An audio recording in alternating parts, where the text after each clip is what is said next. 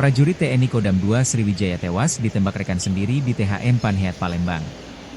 Suasana hiburan malam di Panheat Cafe, Resto, Bar and Live Music mendadak berubah mencekam setelah seorang anggota TNI AD yang berdinas di Kesdam 2 Sriwijaya tewas diduga ditembak rekannya sendiri, Sabtu dini hari, 16 Mei 2026. Korban diketahui berinisial Pratu F, 23, sementara terduga pelaku merupakan sesama anggota TNI berinisial RN. Peristiwa berdarah itu terjadi sekitar pukul 02.30 WIB di lokasi hiburan malam yang berada di kawasan Jalan Alam Syahratu Prawira Negara, Kecamatan Ilir Barat I, Palembang. Berdasarkan informasi yang dihimpun dari sejumlah portal berita, insiden bermula saat korban dan pelaku sama-sama berada di area live music dan diduga terlibat senggolan ketika berjoget. Kesalahpahaman kemudian memicu cekcok hingga berujung perkelahian. Dalam situasi memanas tersebut, pelaku diduga mengeluarkan senjata api dari pinggangnya lalu melepaskan satu kali tembakan ke arah korban.